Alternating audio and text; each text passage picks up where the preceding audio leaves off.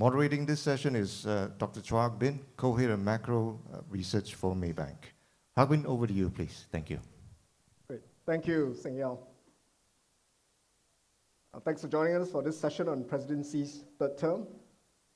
I think Professor Tan is a regular speaker, and we're very privileged to have him here again today. Just a quick intro. Professor Tan Kong Yam is Professor of Economics at the Nanyang Technological University. He is also a board member of the Changi Airport Group. From 1985 to 88, he was at the Monetary Authority of Singapore in charge of exchange rate policy. He was the chief assistant to Dr. Goh Keng Swee, the former Deputy Prime Minister of Singapore.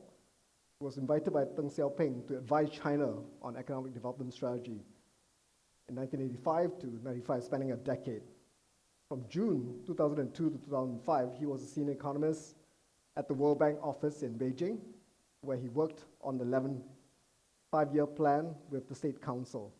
And prior to that, he was the chief economist for the Singapore government for about 3 years. He's a graduate of Princeton and Stanford University, where he completed his PhD. I thought I'll set the stage with a quote from our founding father Lee Kuan Yew, because I think presidency is a bit of an enigma to me. And even after 10 years, as a leader, there's still a bit of a mystery around him. Well, Mr. Lee Kuan Yew would describe him as he's reserved, not in the sense that he will not talk to you, but in the sense that he will not betray his likes and dislikes. There's always a pleasant smile on his face, whether or not you have said something that annoyed him.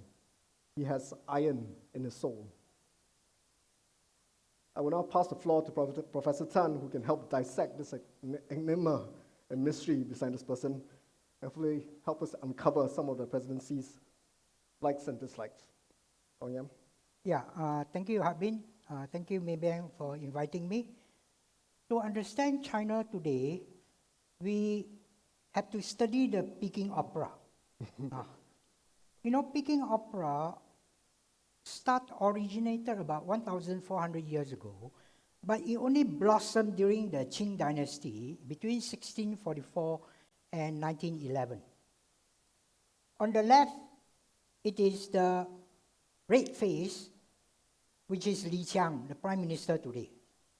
Red is a color of loyalty, integrity, and courage. On the right is Tai Chi, the black face. Black means very rough and very quiet, but could be quite dangerous. So Li Qiang is very pro-business. I know a lot. He is from Wenzhou. Wenzhou is the place where the most entrepreneurial people are. In the mid-90s, when China was still relatively poor, I remember flying into Wenzhou at night. On the way to the hotel, all the factories were blazing.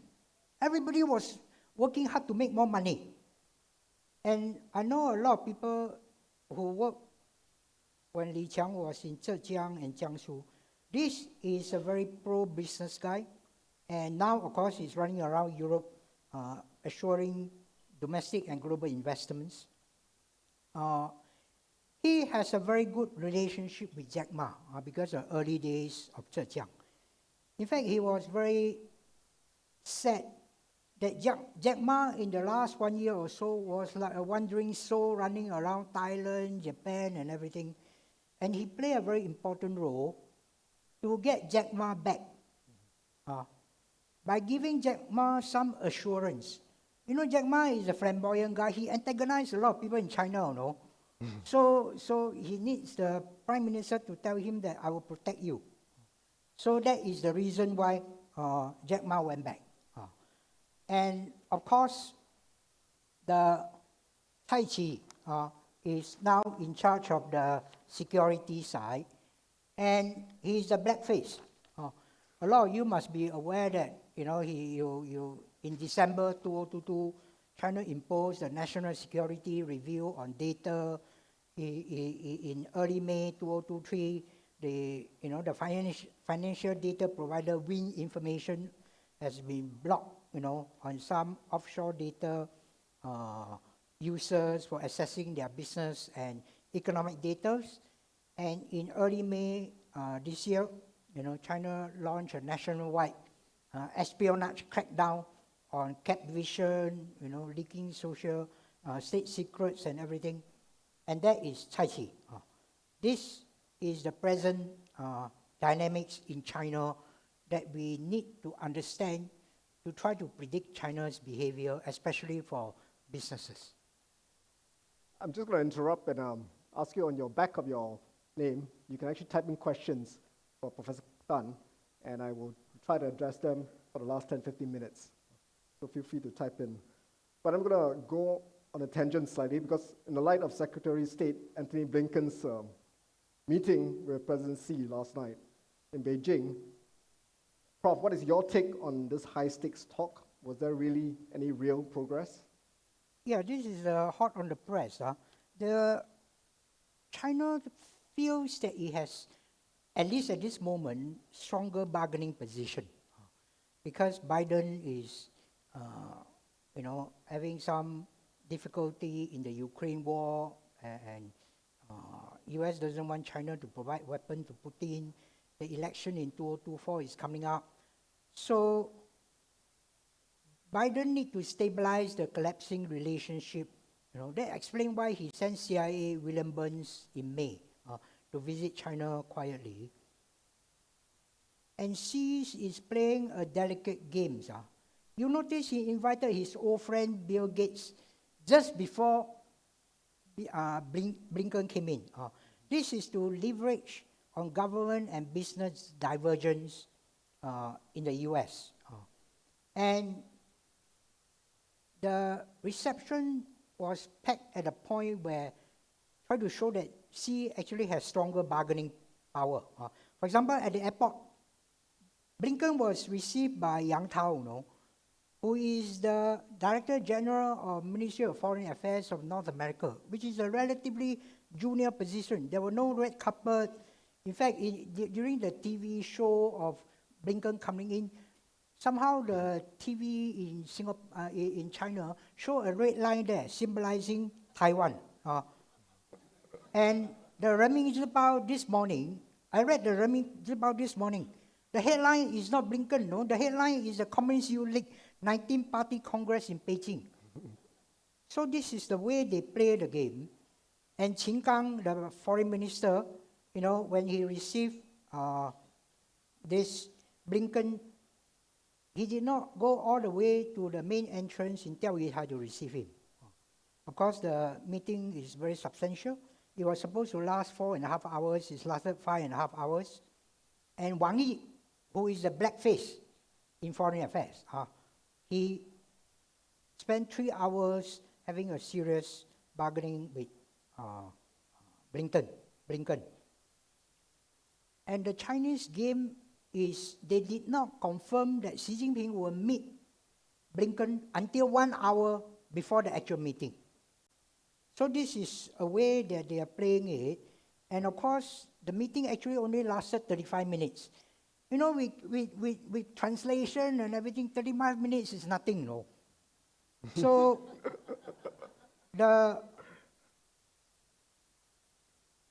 when Bill Gates came, Xi Jinping sat with him side by side, old friend and everything. Blinken was given a big table. Xi Jinping sat over here, and then Blinken the others on that side, Wang Yi on the other side. This guy is like the way Putin meet people, So I noticed the conference table in the middle, they put lotus flower. It's very important, no?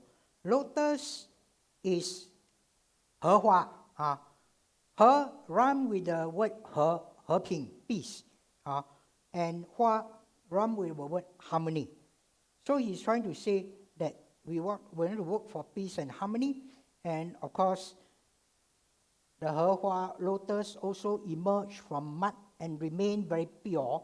It symbolized honesty and sincerity that China want to talk to US. But at the end, what was the achievement?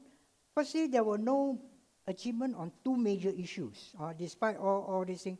First, there was no agreement on military communication, which is a very important part of US agenda.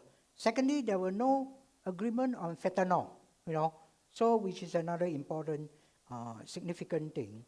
But I think it will lay a foundation very likely for, as you are aware, G20 is meeting in India in September.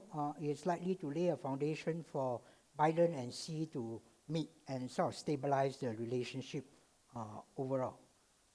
My assessment is that Xi is very assertive and somewhat arrogant, and he might overplay his hand.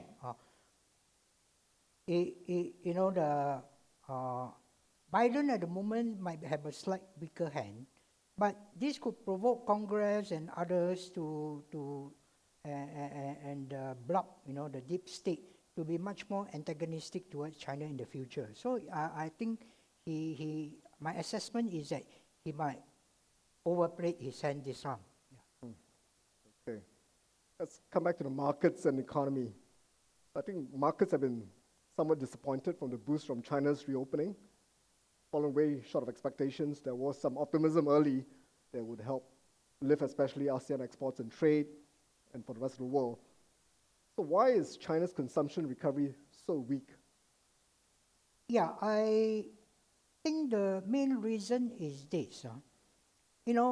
I would argue that the government and the global investor greatly underestimated the serious psychological effect of severe and prolonged COVID lockdown.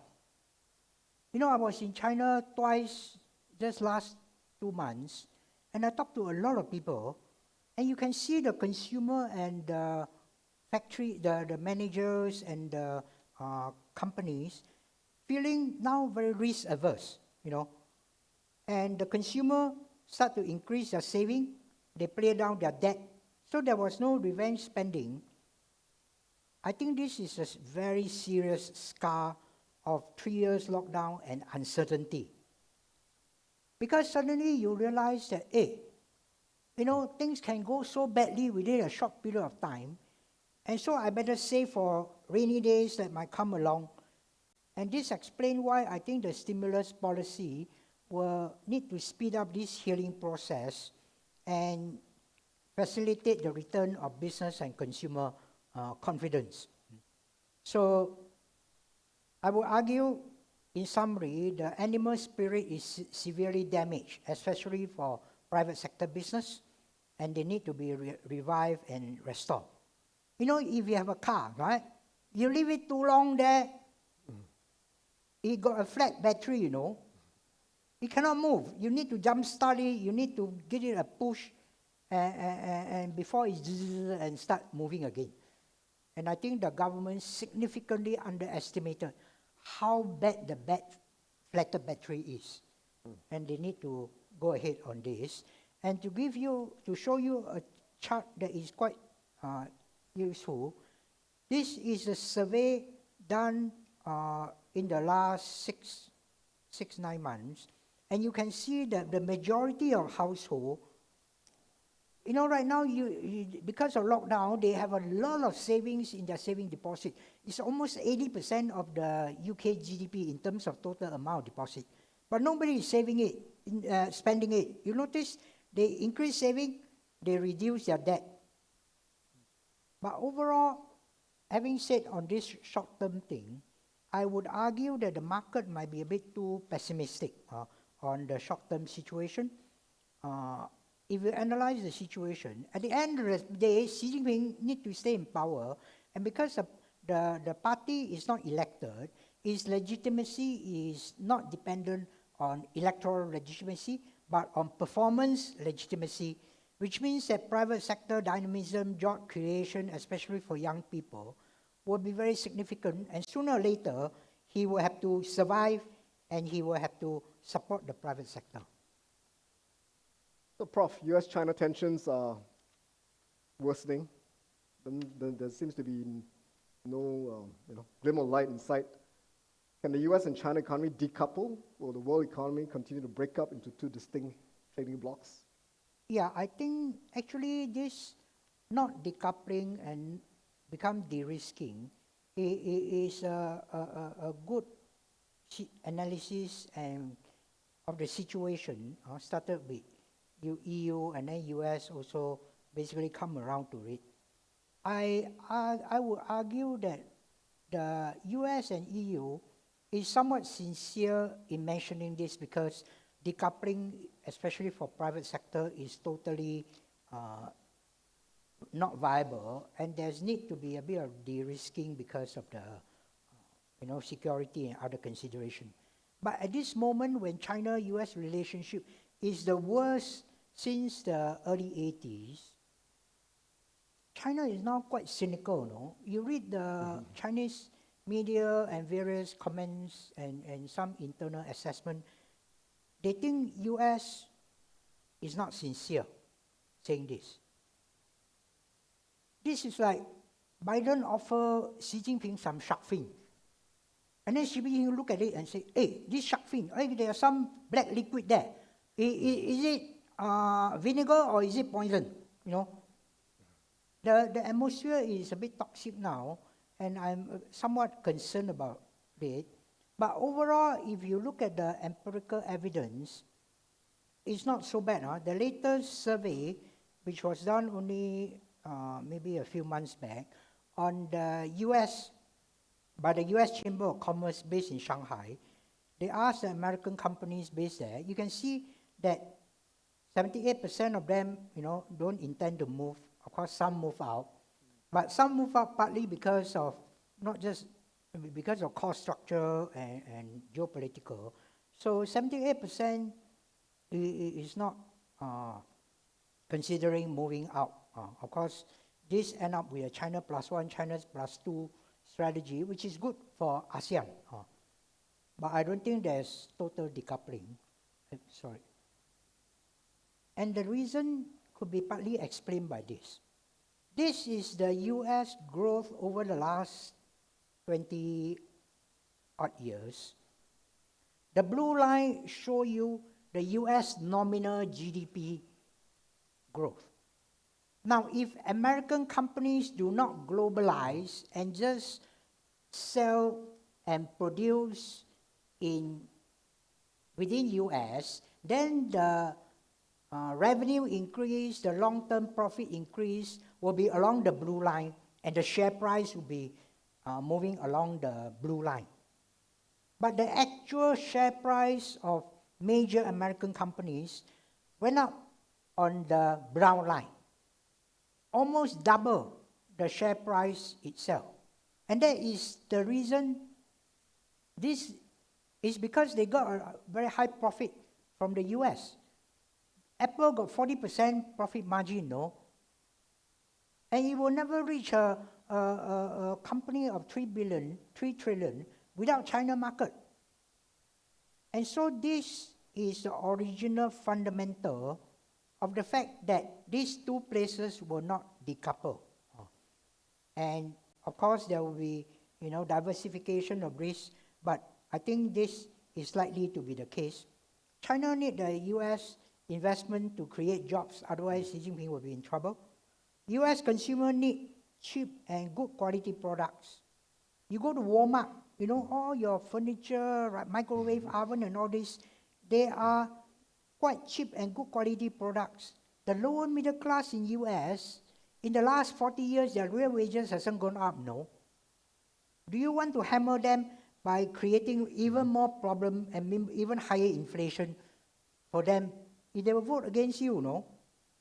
So I see convergence of interest except for strategic products. So Xi Jinping, of course, also want to be pro-business. Otherwise, he wouldn't have invited Bill Gates there to show that he is very pro-foreign companies.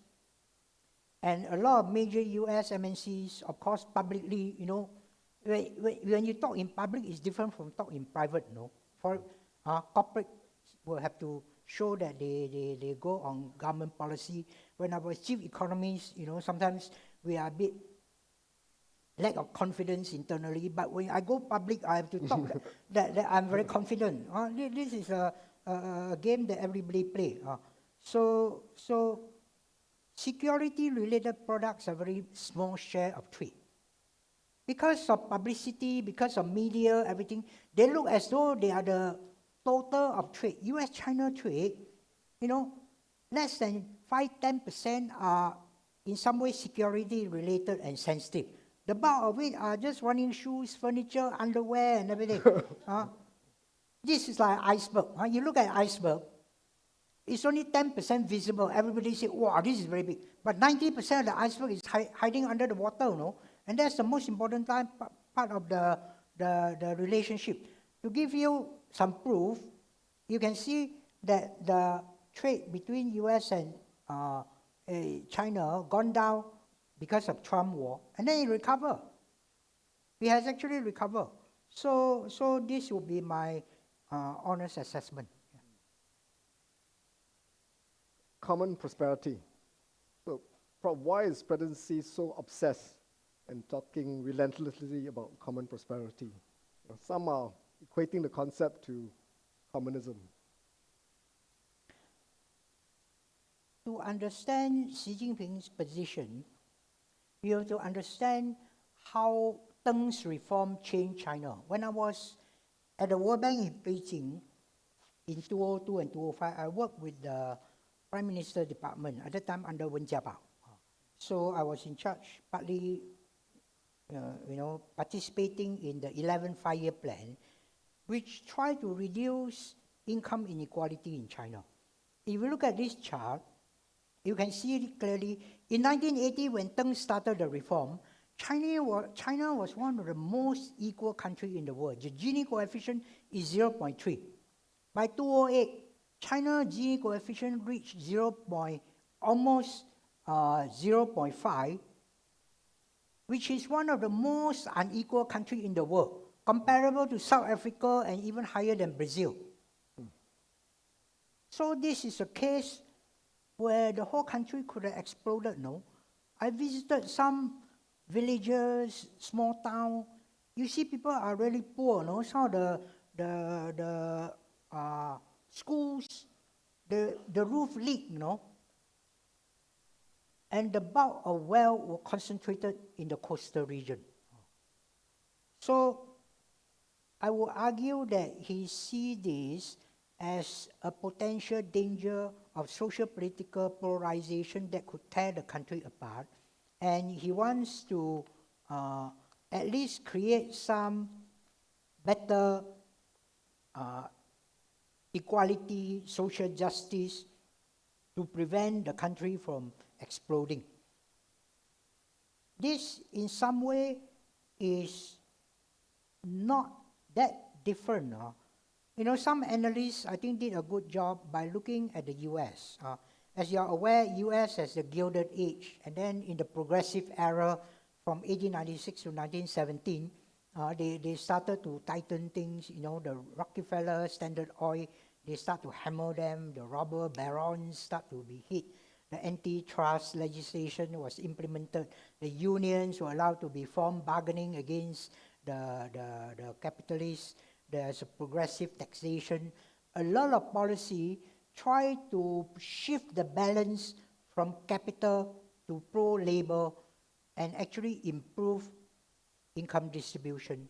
And that laid the foundation for US dynamic growth subsequently. I think Xi Jinping sees himself not as Mao Zedong, because Mao Zedong basically killed the capitalists. He sees himself as trying to make sure that there aren't too many, the Jack Ma that come up and the rich real estate developer come up, pay sufficient tax to allow him income distribution. And some of you might be shocked to see this chart. This is the chart that shows income tax as a share of GDP in the country. Germans pay 23% personal income tax as a share of GDP. Enormous amount of transfer to balance up the income distribution to help the poor and everything. Even our friend Mexico pay 3% of GDP for personal income tax. Mexico is a place where everybody try to run away. China is 1.1%, no?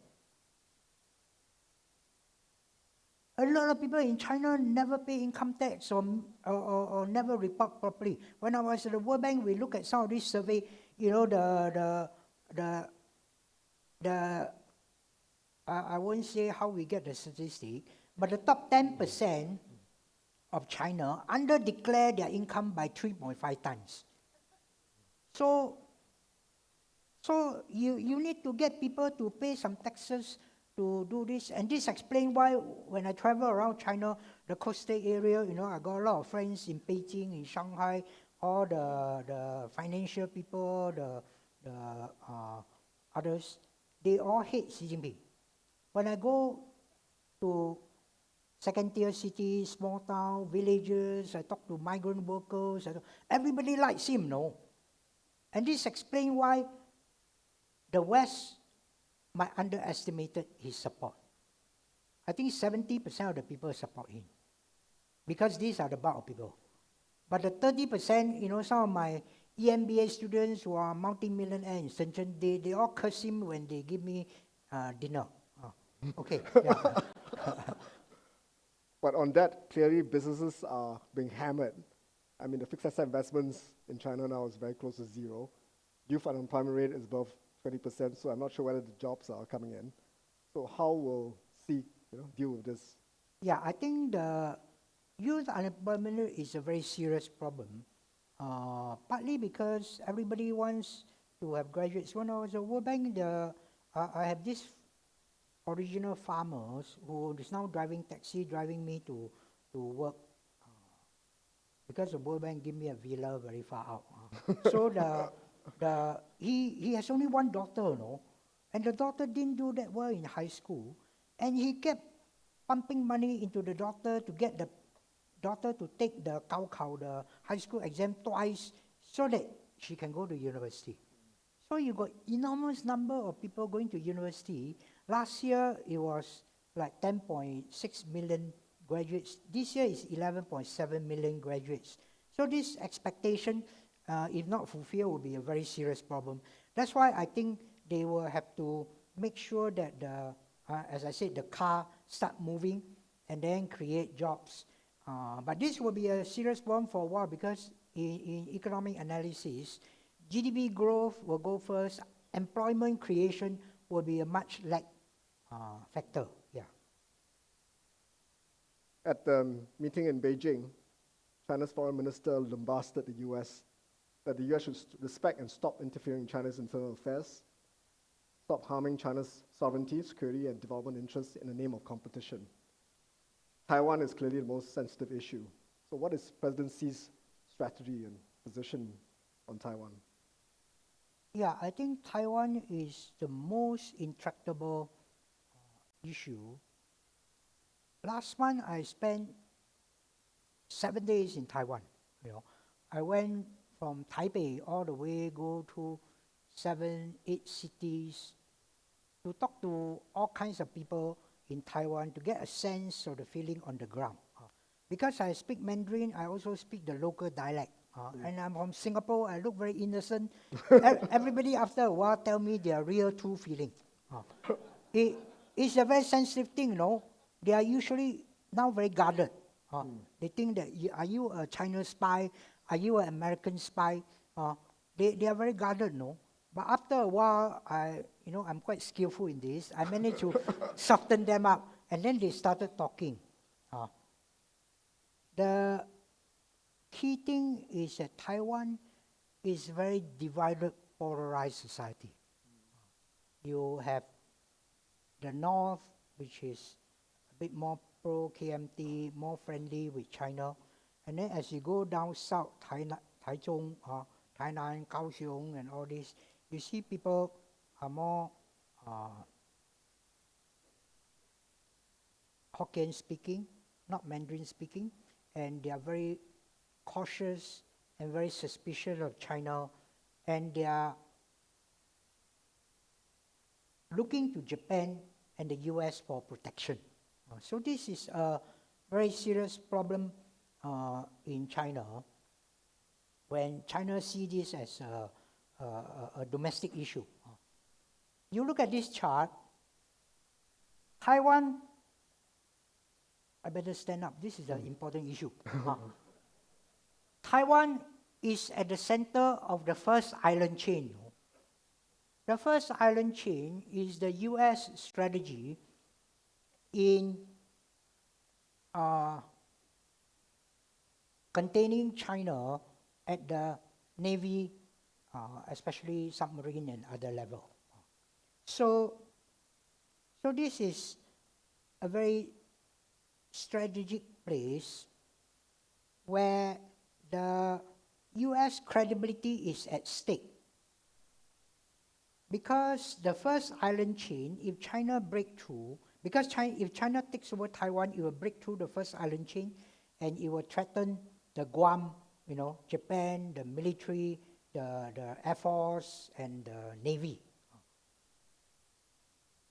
And so, US cannot afford to have its credibility in the Asia-Pacific region being affected. Otherwise, its allies, Japan, Korea, Philippines, will get very nervous.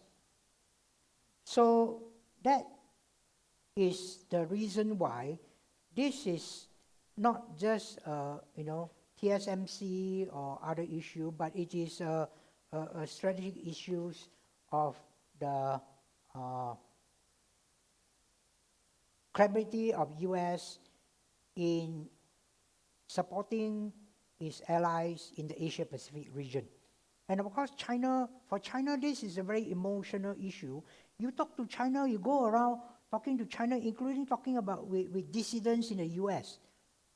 Even dissidents in the US feel that Taiwan is part of China, those people who want to hammer the Communist Party. So part of the reason, of course, this is part of the century of humiliation. In 1895, the Japanese took Taiwan under the Treaty of Shimonoseki because China was weak. So this, in a way, is a century-old grievance. This explains why I spend so much time in Taiwan. I'm a very busy man, I don't want to spend one week in a small town island, but I spend 1 week talking to all kinds of people. After Pelosi's visit, 62% of Taiwanese said that they felt less secure. And the Ukraine war and devastation has affected them. You talk to them, you say, hey, this is not a war game, People got killed, building got destroyed, and they were worried about them in Taiwan. And the most important point I want to highlight is, based on survey and also my sense when I go around talking to various people, the DPP is only about 30.8%, people identified with them. KMT is much weaker, 14.4%. But the majority of people are in the middle, 45.6%. Neither here nor there, and can we swing one way or the other. You can see them when you talk to them in Taipei. And Thailand, there are more of them. Even in Kaohsiung, there are people who are ambivalent, and that means that this group will be decisive in the presidential election, January 13, 2024. And this also explains why some of you might be aware that this the third party is coming out, Taiwan's People's Party, which get increasingly more votes because it's trying to take more from the independent side. So what will happen? It is very hard to predict because certain things can still swing. But China's strategy is this. They took advantage of the Pelosi visit, resulting in 62% of Taiwanese said they felt less secure. And China's strategy is to lump the DPP with the US working together, promoting war, creating war, frighten the Taiwanese. And then the KMT, or eventually the Taiwan's People Party, work with China and then work for peace without destruction. But you can sense when you talk to Taiwanese that the first time they are afraid of war. Last time you talk to them, They say, oh, this thing go through like firecracker, everything, nothing. But this is the first time you see that there is real fear. And of course, China tried to cultivate them. As some of you might be aware, this Wang Huning is trying to encourage the two straits become, Xi Jinping used to say one country, two system. Now this it has gone bankrupt. So Wang Huning came up with this 两岸一家亲, both sides of the straits, we are all one family. This is equivalent to this. You want a girl, Xi Jinping point a gun at the girl and say, hey, marry me. But it's not easy, Tsai Ing-wen is a tough woman. So now this Wang Huning say, hey, Xi Jinping better put down the gun. Don't show it, maybe put in the pocket. But give her flowers and chocolate, see whether it will work or not. Now, whether it will work or not, I don't know. It depends on the January election and all the other things. But this is the present situation and their attempt to manage the situation. Yeah. On the Communist Party, I guess who are the rising stars and potential successors to President Xi and his Politburo Standing Committee? Are there any more princelings? Yeah, the power structure in China is like this. You got 1.4 billion people, 96 million become party member, and then 96 million of them are posted all over the place. Initially they started with a small city, maybe 500,000 people. They become a mayor, they run, and then they manage a place, compete with another 10,000 mayors, and then they got promoted further up the Mount Everest, and then they climb and compete. And then they reach a central committee, about 360 of them at the central committee. That's where you're governor of Shanxi and all these things. And in the process of climbing up the Mount Everest, some died, some fell into ravines, some got eaten up by the snow. And eventually, 24 reached a Politburo, and 7 reached the Politburo Standing Committee, and then there's always one man on top. So that is Xi Jinping. After you climb up the greasy pole for all these years, survival at the top means that you're quite formidable, no? In NTU, I taught the mayor class when, in the early days, they sent a lot of senior government officials to Singapore. I can see that the people they send are quite capable type who now have climbed up. At the moment, the Politburo, that means, beside the top 7, the rest of the 24, that means 17 of them, the present Politburo members, there are some young ones. And these are the people who are born in the 1960s. And these would be the one that might eventually, 10 years from now, when Xi Jinping ease himself out or step back from front line, these people, these people will be the one that will play a very important role. But in China, it is very dangerous to show your hand too early, You think that you're a successor, your head can be lopped off. So a lot of these people are lying low, they are not showing their hands, they are keeping very quiet, they don't show very much. And that was what Xi Jinping did. He was quite a weak person initially. He tried to climb up the ladder. Jiang Zemin was in charge. So he presented himself as very, very weak. As you mentioned, he smiled innocently, and he showed that he has no ambition. And Jiang Zemin thought that, and Chen Qinghong thought that this guy is quite a reliable, innocent guy, always smile, not a threat, But when he reached the top in 2012, he started to assert himself. actually, in the world, it is not too difficult to be smart and showy, you know.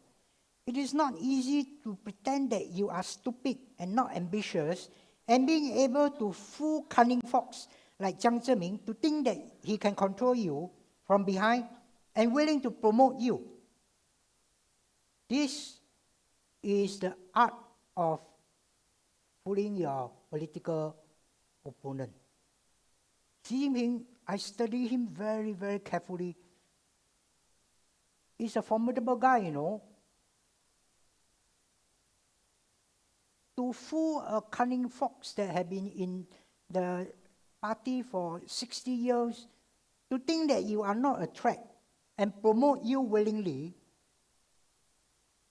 and eventually rose to the top and show your hand and undermine all the other guy and control the military. He's not a simple guy. I think I won't want to play chess with him. So there are not likely to be third generation princeling. You know, the first generation in China, I got to watch my time now. Mao Zedong, Liu Shaoqi, Deng Xiaoping, Chen Yun, you know, Xi Zhongxun, Po Yipo, all these are the long march generation.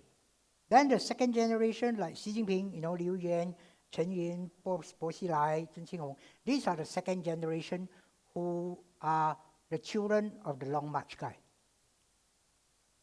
Xi Jinping is a long march child, and he has a very strong emotional feel on the party. And this explains why he is behaving like this. If you read a lot of his speeches, his internal discussions and everything, he has an emotional feel.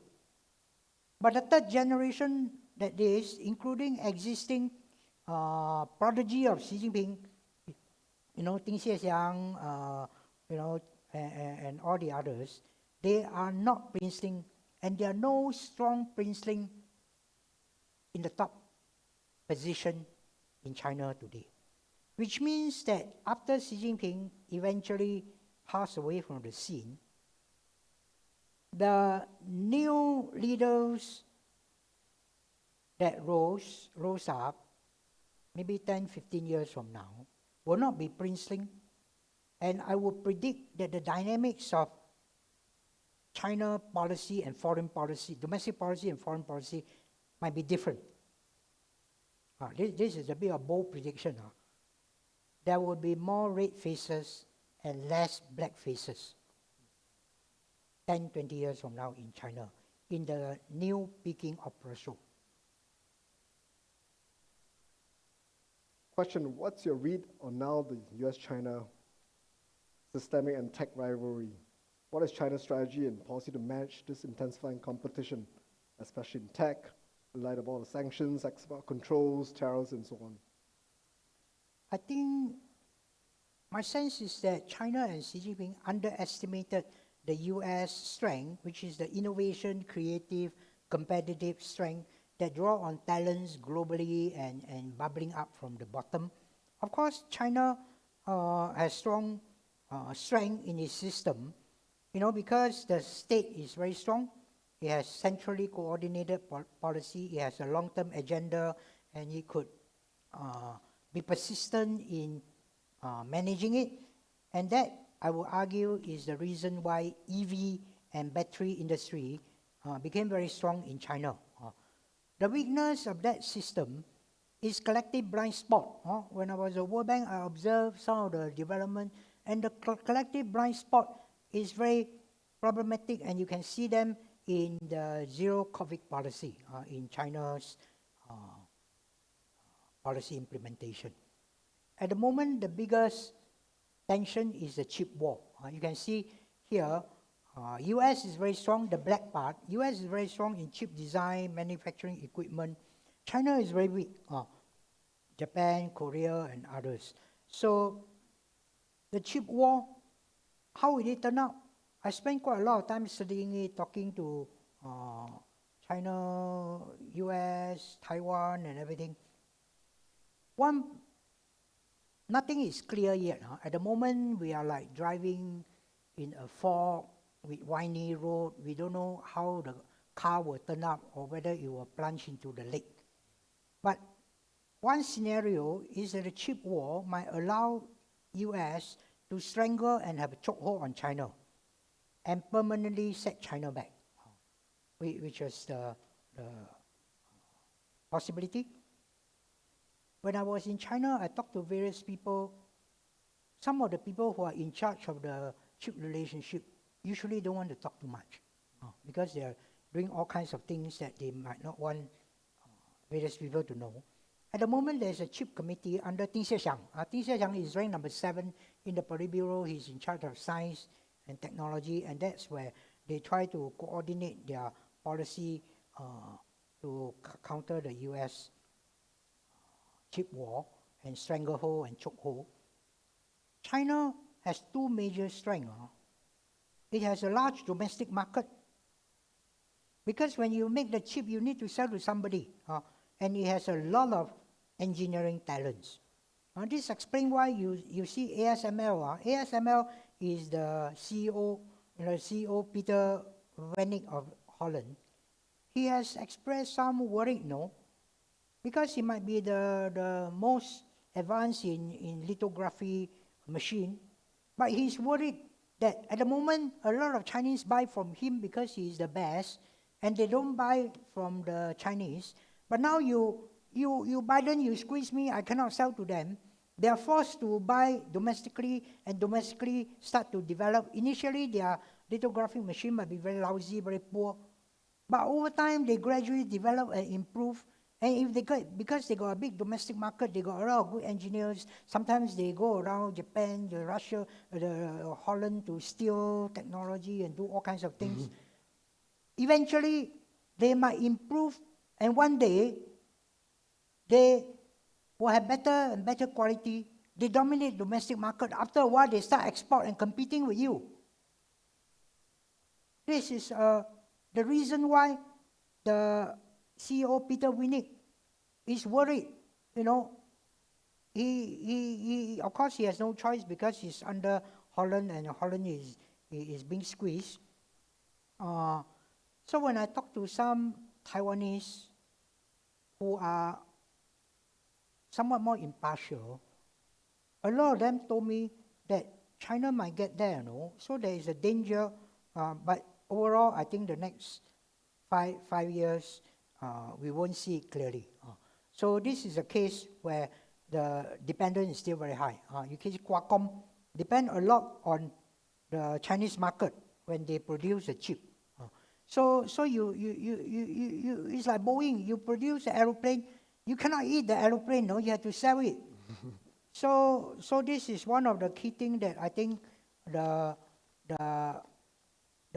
game is being played now, and I will argue that whoever has confidently saying that one way or the other US China will win doesn't know what he's talking about.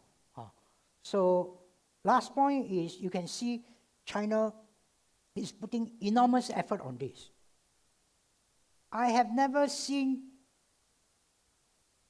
semiconductor experts, space experts in the Politburo. They are not in the top 7, but they are in the top 24, All along in the past, scientists, technologies people were never promoted to the top 24. They are always supporting and everything.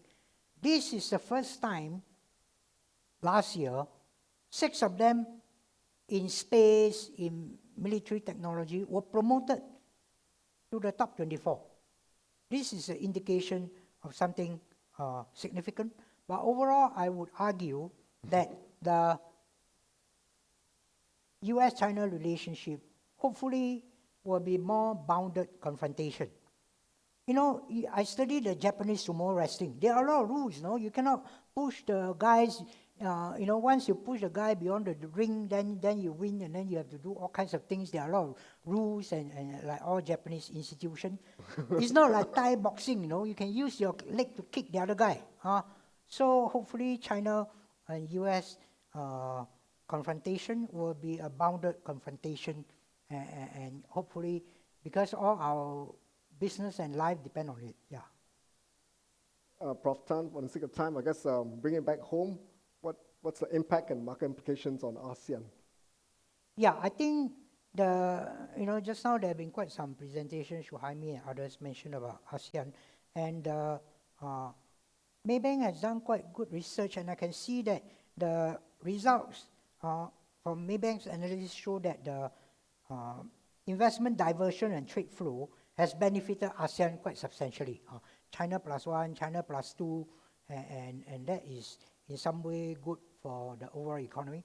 You talk to a lot of corporates, they are also concerned about the situation, and so the plus one, plus two give a lot of opportunity for the region, and ASEAN's bargaining power has increased. Some of us might remember in the early days when George Bush, Condoleezza Rice was so preoccupied with fighting terrorism that they never show up in some of the meeting here. So ASEAN is like a young woman sitting there at the party. Nobody invite her to dance. Suddenly China invite her to dance. Everybody asks her to dance. So it's not necessarily a bad thing as long as she doesn't trip on her high heel. And then you can see clearly the diversion of trade overall.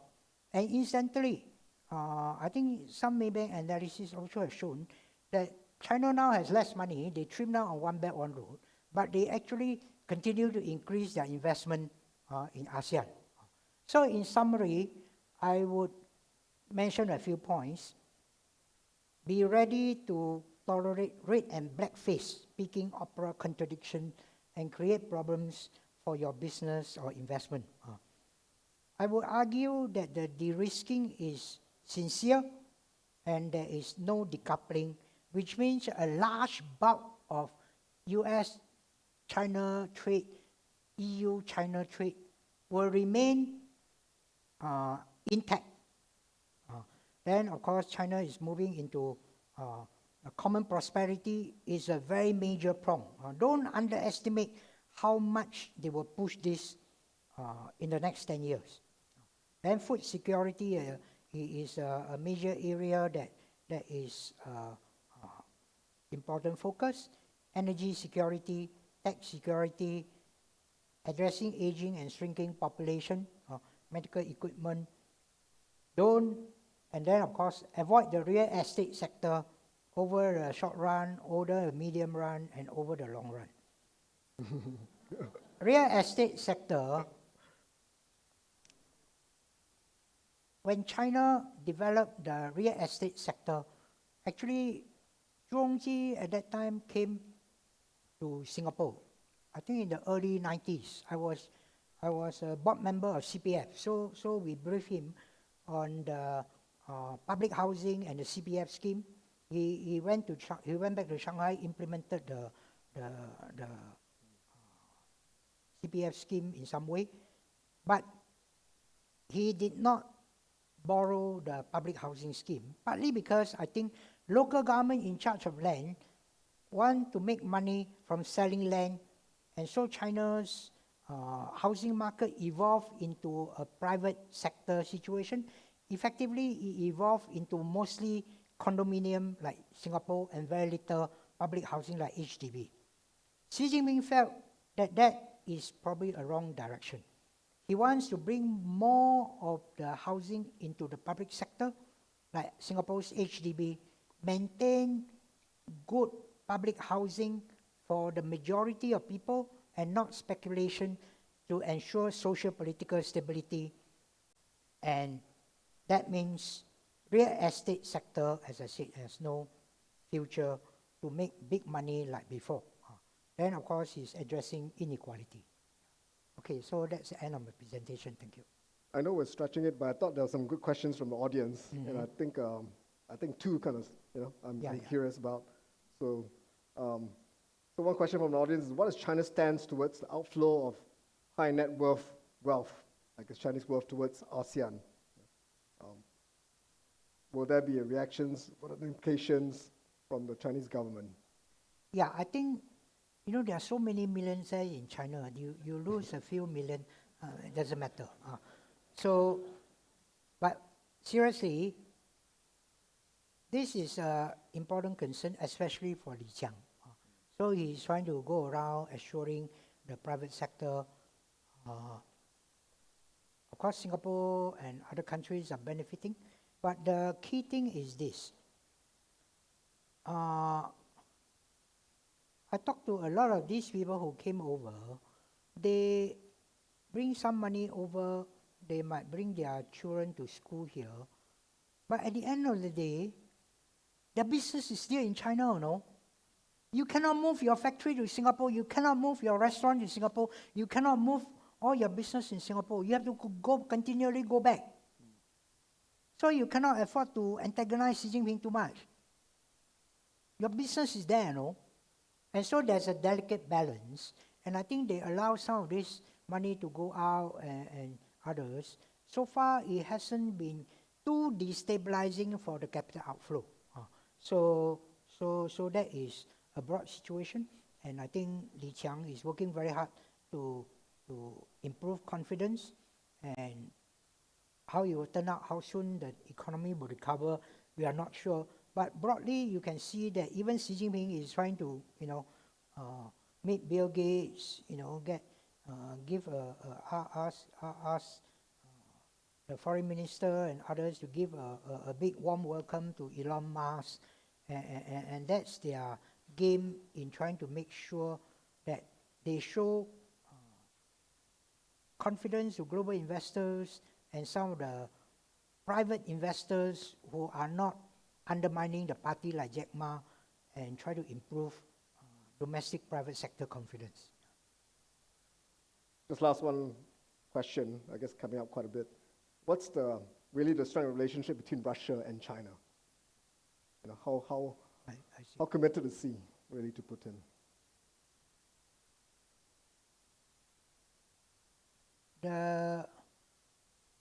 China is actually a big beneficiary of the Ukraine war, because I think people like Kissinger, Messimer has mentioned that maybe the strategy of, this is a bit controversial, directly or indirectly provoking Putin is a big strategic blunder, because Putin actually is not a threat. I went to Moscow, I went to St. Petersburg, I traveled around all the way. The Russians' economy is not so strong. The aircon, they also have to import from Korea. The smaller city along the way, you can see people are poor. There's entrepreneurial spirit is not very strong. Russia GDP is comparable to Guangdong. It's not a threat, There's no point provoking and hammering Putin. By provoking, hammering Putin, he got sucked into the mud in Ukraine. And then you give Xi Jinping a lot of space, and Putin is forced to be close to Xi Jinping. It was a strategic blunder. But of course, the people running it, the neocon, have other agenda. But at the moment, Putin has to depend on Xi Jinping. Xi Jinping also wants to support Putin for his own geopolitical reason. And so what you will witness is that Putin is wary and worried, but he has to depend on Xi Jinping. Xi Jinping is also wary and worried because Putin might ask him to do more. So they are in a very delicate dance, and eventually you might end up with a situation where Zelensky might be forced to compromise somewhat. But that will be done only after the 2024 election in US. Yeah. Okay, I think our time is up. Round of applause, please, for Professor Tan. Thank you. Thank you.